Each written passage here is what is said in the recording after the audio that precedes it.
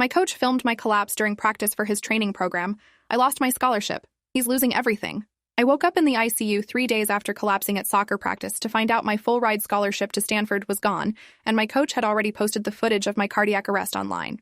My mother sat beside the hospital bed crying while explaining that Coach Brennan had uploaded a video titled, "When Training Goes Too Far, A Cautionary Tale," to his premium training platform within hours of my ambulance leaving the field. The video showed me running drills in the heat, stumbling, clutching my chest, and collapsing while my teammates screamed for help.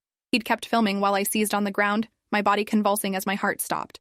The video had 300,000 views and was being used to sell his new program about recognizing overtraining syndrome. He was monetizing my near-death experience while I was unconscious in intensive care. My mother showed me the thumbnail on her phone, my face twisted in agony, collapsed on the field with text overlay reading, "Learn the warning signs." Stanford had already called to revoke my scholarship, citing the newly diagnosed heart condition that made competitive athletics too dangerous. Everything I'd worked for since I was 6 years old disappeared while I was in a coma.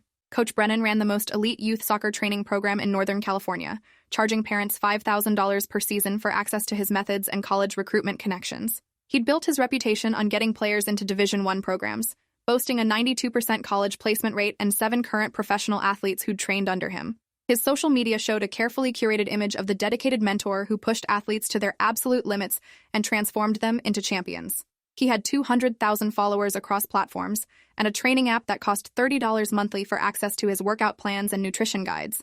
Parents lined up to get their kids into his program, believing his intensity and demands were the price of athletic excellence. I'd been training with him for 3 years, selected for his elite squad after a showcase tournament where I'd scored 4 goals. My parents had paid $15,000 annually for the privilege, convinced he was my ticket to a college scholarship and potentially professional career. The cardiac condition was called hypertrophic cardiomyopathy, a genetic disorder that made my heart muscle abnormally thick and prone to dangerous arrhythmias during intense exercise. Dr. Patel explained that I'd probably had it my whole life, but it had remained undetected because youth sports rarely required comprehensive cardiac screening. The condition was manageable with medication and lifestyle modifications, but intense competitive athletics were now off the table permanently. Any sustained elevated heart rate could trigger the arrhythmia that had stopped my heart on that field. The doctor said I was lucky to be alive, that if the collapse had happened anywhere without immediate access to a defibrillator, I'd be dead. My teammate Jordan had called 911 within seconds, and the ambulance had arrived in under 8 minutes with the equipment that saved my life. But Coach Brennan's first instinct hadn't been to help me or call for emergency services. His first instinct had been to make sure his cameras captured every second of my medical crisis for content. My best friend Alexis visited the hospital as soon as I was moved out of intensive care and told me things I hadn't known about that day. She'd been at practice and had seen everything unfold in real time. According to her, I'd told Coach Brennan I felt dizzy and nauseous during our 4th sprint drill in 95-degree heat. He'd told me to push through it, that champions didn't quit when things got uncomfortable, that Stanford scouts wanted athletes who could perform under any conditions. I'd kept running because questioning Coach Brennan meant getting cut from the program, and getting cut meant losing my scholarship opportunity. Alexis said I'd made it through 2 more drills before I'd stopped mid-stride, grabbed my chest, and fallen. She'd started running toward me, but Coach Brennan had yelled at everyone to stay back and give me space. He'd positioned himself between my collapsed body and the other players, filming with his phone while shouting instructions about what he was observing.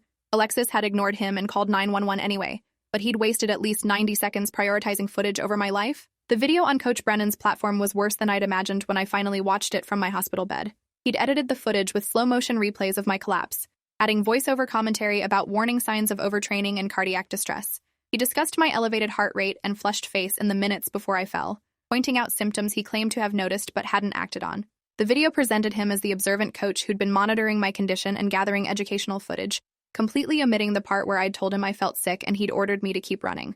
The description box included links to his training programs and a discount code for new subscribers who wanted to learn his methods for keeping athletes safe. He was literally profiting from my cardiac arrest, using my collapsed body as a marketing tool while I was fighting for my life in the ICU. The comments section was full of parents praising his educational approach and asking questions about their own children's training intensity. Stanford's athletic director called my hospital room directly and explained their decision with uncomfortable sympathy. The scholarship had been contingent on my ability to compete at the Division I level, and my cardiac condition made that medically impossible. They'd consulted with their sports medicine team, and the liability was too significant to allow me to practice or play, even in a limited capacity. The scholarship was designated for student athletes, not students who could no longer participate in athletics due to medical conditions. She said I could still apply to Stanford as a regular student, but without the athletic scholarship, the $60,000 annual tuition was impossible for my family. My parents had been banking on that scholarship, had structured their entire financial planning around me earning a free education through soccer. My father worked as an electrician, and my mother was a dental hygienist. They'd already stretched themselves thin paying Coach Brennan's fees for 3 years. Stanford without the scholarship wasn't an option, which meant my college plans had evaporated along with my athletic career. My parents hired an attorney named Diane Foster after watching Coach Brennan's video and realizing he'd filmed my medical emergency instead of helping me. Diane specialized in personal injury and negligence cases, and she watched the video 3 times during our first meeting at the hospital, taking notes and asking detailed questions about my relationship with Coach Brennan and the training program structure. She explained that we had potential claims for negligence, intentional infliction of emotional distress, and violation of privacy rights. Coach Brennan had filmed me without consent during a medical crisis, and then posted that footage publicly for commercial gain. He'd also failed in his duty of care as my coach by ignoring my statements about feeling ill and prioritizing filming over calling for help. Diane said the video itself was damning evidence because it showed his priorities clearly: content creation over athlete safety. She'd handled cases against youth sports coaches before, and said this was one of the most egregious examples she'd seen of an authority figure exploiting a child's suffering for profit. The investigation into Coach Brennan's training methods started after a local journalist named Marcus Hayes contacted my parents asking to interview me about the collapse and subsequent video. Marcus had been investigating youth sports culture and the pressure on young athletes, and my case fit directly into the story he was building. My parents agreed to let me talk to him once I was discharged from the hospital, and I spent 2 hours describing the training environment Coach Brennan had created: the constant demands to push through pain and exhaustion, the public humiliation of players who couldn't keep up, the emphasis on playing hurt and hiding injuries from parents. I told Marcus about the time Coach Brennan had forced a player with a suspected concussion to finish practice because we had a tournament that weekend, about the girl who'd stress fractured her foot but kept training on it for 3 weeks because Coach said she was being soft, about the systematic culture of ignoring medical warning signs in pursuit of athletic achievement and college scholarships. Marcus's article, published 2 weeks after my hospital discharge and detonated across Northern California youth sports communities. He'd interviewed 5 other players from Coach Brennan's program, all describing similar experiences of being pushed beyond reasonable limits and having their health concerns dismissed. One girl had developed rhabdomyolysis from excessive training and spent 4 days hospitalized with kidney damage. Another had torn her ACL and been told to wait until after playoffs to get medical treatment, resulting in permanent instability that ended her career. The article included statements from sports medicine doctors explaining that Coach Brennan's training methods violated basic safety protocols and put young athletes at serious risk. Most damning, Marcus had obtained footage from other training sessions showing Coach Brennan filming players during moments of obvious distress, always prioritizing his camera over their welfare. The pattern wasn't just about my collapse. It was systemic behavior that had endangered dozens of children over years, while their parents paid him thousands of dollars. Coach Brennan's response to the article was to post a video defending his methods and attacking the journalism as biased and sensationalized. He claimed his training intensity was necessary to produce college-level athletes, and that soft modern parenting had made kids unable to handle the demands of competitive sports. He said the girls who'd complained were the ones who hadn't made it to Division I programs, implying their criticisms came from athletic inadequacy rather than legitimate safety concerns. He never addressed the specific medical incidents or acknowledged filming me during my cardiac arrest. Instead, he positioned himself as a victim of cancel culture, someone being persecuted for demanding excellence and refusing to coddle underperforming athletes. His loyal followers flooded the comments with support, praising his tough love approach and dismissing the injured athletes as weak. The video got 50,000 views in the first day and seemed to strengthen his brand among parents who believed intensity equaled results. Diane filed the lawsuit 3 weeks after the article published, naming Coach Brennan and his training company as defendants. The complaint detailed my medical crisis, his failure to provide aid, his decision to film instead of calling emergency services, and his subsequent commercial exploitation of my suffering. We included claims for negligence, intentional infliction of emotional distress, violation of privacy rights, and fraudulent misrepresentation about the safety of his training methods.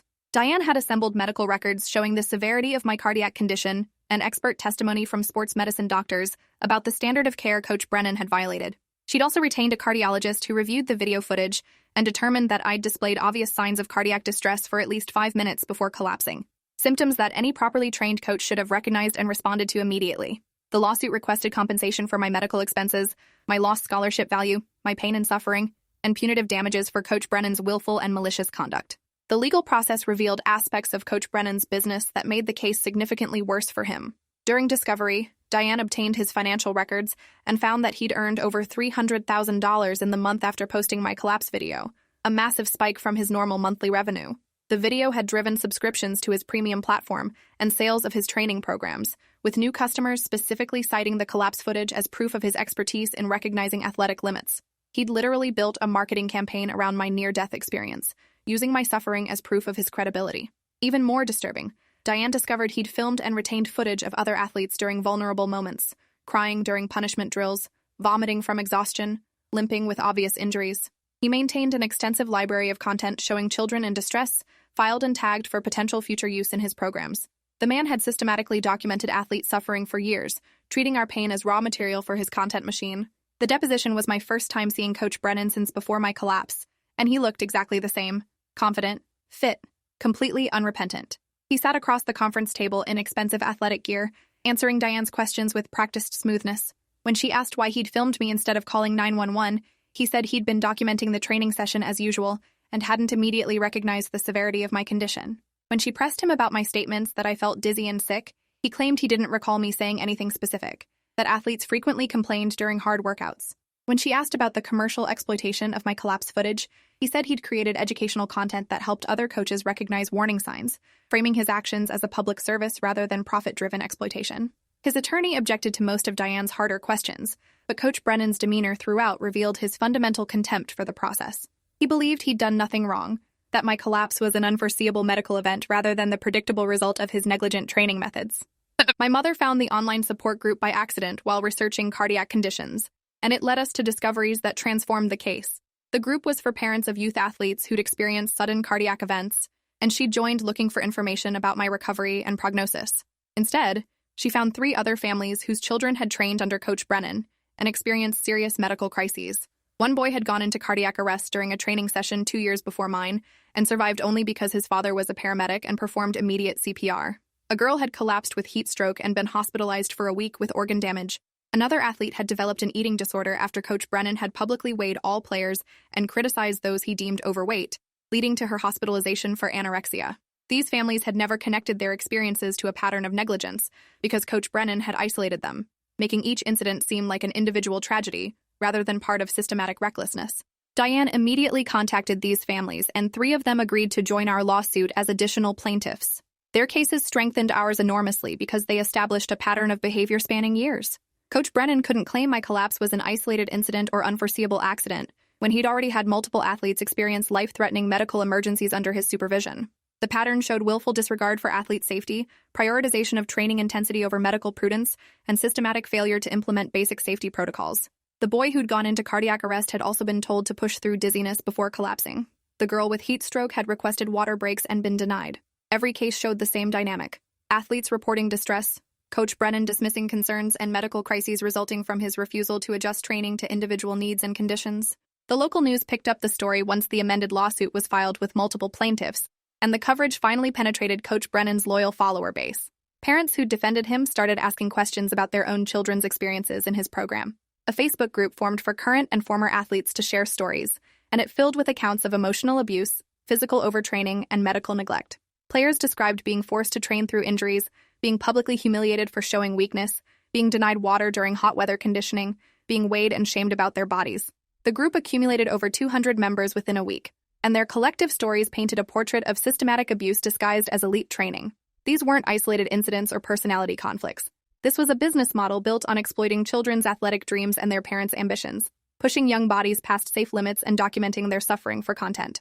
Coach Brennan's sponsors started dropping him as the media coverage intensified, and more families came forward with abuse allegations.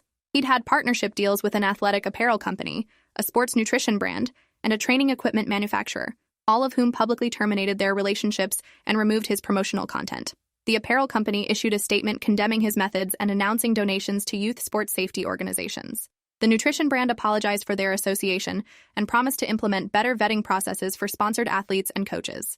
Each dropped partnership cost Coach Brennan thousands in monthly income and damaged his credibility with the fitness industry audience he'd cultivated. His social media following started declining as mainstream coverage framed him as an abuser rather than an elite coach, and his premium platform subscriptions dropped 30% in a month. The criminal investigation began after the district attorney's office reviewed Marcus Hayes' article and the growing number of abuse allegations from former athletes. They assigned a prosecutor named Jennifer Ortiz to determine whether Coach Brennan's conduct rose to the level of criminal child endangerment. Jennifer contacted Diane to coordinate information sharing, and we provided her with medical records, video evidence, and witness statements from dozens of athletes. The standard for criminal charges was different from civil liability, requiring proof beyond reasonable doubt that Coach Brennan had knowingly placed children in danger. But the video of my collapse, combined with testimony from multiple athletes about similar incidents, gave Jennifer enough evidence to present the case to a grand jury. She explained that youth sports coaches had a legal duty to provide reasonable care for athletes under their supervision, and systematically ignoring medical distress and pushing injured children beyond safe limits constituted criminal negligence. The grand jury indicted Coach Brennan on 4 counts of felony child endangerment and 1 count of criminal exploitation of a minor for his commercial use of my collapse footage without consent. Each endangerment count corresponded to a specific athlete who'd experienced a life-threatening medical crisis under his supervision. Me, the boy with cardiac arrest, the girl with heat stroke, and another player who'd developed rhabdomyolysis. The exploitation charge addressed his decision to film and monetize my medical emergency, which violated California laws protecting minors from commercial exploitation without parental consent. The indictment was sealed until the arrest warrant was executed, which happened during one of Coach Brennan's training sessions. Police arrived at the field and arrested him in front of his current players and their parents, handcuffing him and reading his rights, while his athletes watched in shock. The symbolism was powerful, the authority figure who'd seemed untouchable being publicly held accountable for his actions. Coach Brennan's arrest dominated local news for days and triggered a broader reckoning about youth sports culture and the lack of oversight for private training programs.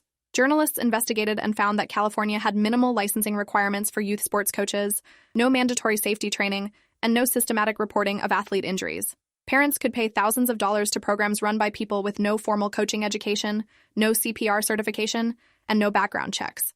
The regulatory vacuum had allowed Coach Brennan to operate for over a decade without oversight, building a business that endangered children while facing no consequences until multiple athletes nearly died. Legislators announced plans to introduce bills requiring coaching certifications, mandatory safety training, injury reporting systems, and liability insurance for youth sports programs. My case became a catalyst for systemic change, though that felt like inadequate consolation for losing my athletic career and nearly dying. The civil trial began 8 months after my collapse, and Diane built our case around the video evidence and medical testimony. She played Coach Brennan's collapse footage for the jury in opening statements, letting them watch me stumble and fall while he kept filming instead of helping. The impact was visceral. Several jurors visibly disturbed by watching a teenage girl experience cardiac arrest while her coach documented it for content. Diane walked them through my medical records, explaining how the cardiac condition I didn't know I had made Coach Brennan's training intensity particularly dangerous, and how his refusal to let me rest when I reported feeling ill had directly caused my collapse. She presented expert testimony from cardiologists and sports medicine doctors who explained the standard of care and how egregiously Coach Brennan had violated it. Then she showed the jury his revenue spike after posting the video, demonstrating that he'd profited enormously from my suffering while I'd lost my scholarship and my athletic future. The other plaintiff families testified about their experiences, and their collective stories demolished any argument that my case was an isolated incident. The boy who'd gone into cardiac arrest testified about Coach Brennan filming him on the ground instead of performing CPR, prioritizing footage over life-saving intervention. His father described arriving to find his son unconscious while Coach Brennan was adjusting his camera angle.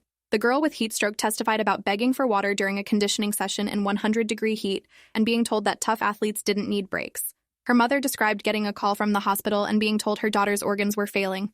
Each family's testimony added weight to the pattern of negligence and abuse, making it impossible for the jury to see Coach Brennan's conduct as anything other than systematic disregard for child safety in pursuit of content and profit. Coach Brennan's defense strategy was to blame the athletes and their parents for assuming risks inherent in competitive sports.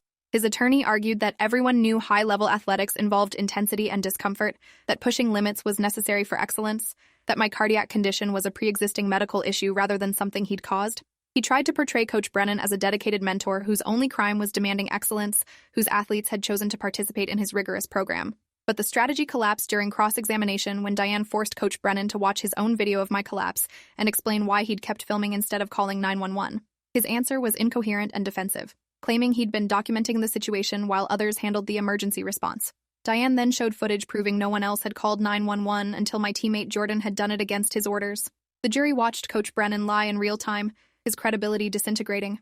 The verdict came back after 6 hours of deliberation, liable on all counts with $2 million in compensatory damages and $5 million in punitive damages. The jury awarded me $1 million in compensatory damages for my medical expenses, lost scholarship, pain and suffering, and lost future earnings from the athletic career that had been taken from me. The other families received similar awards based on their specific damages. The $5 million in punitive damages was specifically calibrated to exceed Coach Brennan's total net worth, which Diane had calculated during discovery at approximately $4 million. The jury had decided to financially destroy him, to take everything he'd built on the backs of injured children. The foreman read a special verdict statement explaining that they'd found Coach Brennan's conduct particularly egregious, given his position of authority over minors, and his commercial exploitation of their suffering. Several jurors were crying when the verdict was read, clearly affected by watching teenagers testify about trauma and medical crises caused by an adult they'd trusted. Coach Brennan's criminal trial followed 3 months later, and the prosecution built their case around the same evidence that had convicted him in civil court. Jennifer Ortiz presented the collapse video, the medical records, the testimony from endangered athletes, and expert analysis of his failures to meet basic safety standards. The criminal standard was higher, requiring proof beyond reasonable doubt that Coach Brennan had knowingly endangered children, but the video evidence was damning. The jury watched him film my cardiac arrest and heard testimony that I'd told him I felt sick before collapsing. They heard from medical experts that my symptoms were obvious signs of cardiac distress that any trained coach should have recognized. They saw his revenue reports proving he'd profited from posting the footage. Most importantly, they heard from multiple athletes about the pattern of medical neglect, establishing that my case wasn't an unforeseeable accident, but predictable result of his systematic recklessness. The criminal verdict was guilty on all counts. The judge sentenced Coach Brennan to 4 years in state prison, the maximum for his felony convictions. During sentencing, the judge delivered a statement that addressed the broader issues the case had revealed about youth sports culture and adult exploitation of children's athletic dreams. He said Coach Brennan had betrayed the trust placed in him by parents who'd believed he would keep their children safe while helping them achieve their goals. Instead, he'd treated young athletes as content for his business, documenting their suffering and selling their pain for profit. The judge noted that Coach Brennan had shown no genuine remorse, had never apologized to his victims, and had maintained throughout that he'd done nothing wrong. That lack of insight justified the maximum sentence because it indicated he remained a danger to any young athletes who might come under his supervision in the future. Coach Brennan's appeals failed at every level, and he began serving his sentence 9 months after my collapse. His training company dissolved during the criminal trial, unable to survive without him and tainted by the abuse revelations. His YouTube channel and social media accounts were permanently terminated for violating platform's policies against exploitation of minors. The videos of my collapse and other athletes' suffering were removed and banned from being re-uploaded. His premium training platform shut down and refunded remaining subscribers. Every digital trace of his empire was systematically erased, leaving behind only news articles about his crimes and the athletes he'd harmed. The man who'd built his identity around being an elite coach whose methods produced champions became known instead as a convicted felon who'd endangered children and filmed their suffering for profit. The scholarship money from my civil judgment allowed me to attend college, though not as the athlete I'd planned to be. I enrolled at UC Berkeley as a regular student, using the settlement to pay tuition my parents couldn't afford. I studied sports medicine and psychology, channeling my athletic background and medical experience into understanding how to protect young athletes from people like Coach Brennan. My cardiac condition was managed through medication and lifestyle adjustments, and while I'd never compete again, I could exercise moderately and live relatively normally. The chronic pain and PTSD from the collapse were harder to manage than the physical limitations. I had nightmares about falling on the field and waking up in the hospital. I had panic attacks during stress. I had to work through rage at everything that had been taken from me by someone I'd trusted. Therapy helped, but some wounds don't fully heal. I started speaking at youth sports organizations about my experience, telling coaches and parents about the warning signs of abusive training environments and the importance of prioritizing athlete safety over competitive success. The talks were difficult at first, requiring me to relive trauma repeatedly, but they felt meaningful in a way that athletic achievements never had. I could prevent other kids from experiencing what I'd gone through by teaching adults to recognize and reject the toxic culture Coach Brennan had represented. Some parents thanked me afterwards with tears in their eyes, saying they'd been pushing their children too hard and needed to hear that success wasn't worth sacrificing health and well-being. Some coaches committed to implementing better safety protocols and listening when athletes reported pain or distress. Each conversation felt like reclaiming power from the person who'd tried to reduce me to content. Alexis and I became advocates together, creating a nonprofit focused on youth sports safety and reform. We developed training programs for coaches, safety protocols for clubs, and reporting systems for athlete concerns. We lobbied for the legislation that eventually passed in California, requiring coaching certifications, mandatory CPR training, background checks, and injury reporting for anyone working with youth athletes. The bills were named for me and the other athletes who'd been endangered by Coach Brennan. Our experiences transformed from private trauma into public catalyst for protecting future generations. The work was exhausting and sometimes triggering, but it gave purpose to suffering that had felt meaningless. Coach Brennan had tried to use my collapse to build his brand. Instead, I used it to dismantle the systems that had enabled him and others like him to abuse young athletes for profit. 3 years after my collapse, I visited Coach Brennan in prison for a victim impact statement before his parole hearing. I wanted him to hear directly from me what his actions had cost. I sat across from him in the visitation room and described losing my scholarship, my athletic career, my sense of safety in my own body. I told him about the nightmares and panic attacks, the PTSD that made crowds and loud noises unbearable, the grief of watching my teammates move on to college soccer, while I relearned how to trust my heart not to stop. I told him about my parents' financial struggles after paying for my medical care and losing the scholarship they'd counted on. I explained that he hadn't just hurt me physically, but had stolen my identity as an athlete and forced me to rebuild myself from scratch. His expression never changed. He sat there stone-faced and said nothing. The parole board denied his request, citing his lack of remorse and the severity of his crimes. He'd serve his full sentence. Walking out of that prison, I felt something shift. Not forgiveness, which he didn't deserve and I wasn't required to give, but closure. Coach Brennan was exactly where he belonged, stripped of power and platform, unable to harm more athletes. I'd survived his negligence and turned my trauma into advocacy that would protect countless kids he'd never meet. His legacy was prison time and professional destruction. Mine was safety reforms and systemic change. He'd filmed my collapse thinking it would build his brand. Instead, it had destroyed everything he'd built and created something better in its place. Justice had been slow and incomplete, but it had arrived, and I'd made damn sure he'd lost everything. Thanks for watching till the end. Make sure to subscribe and like to not miss the next story.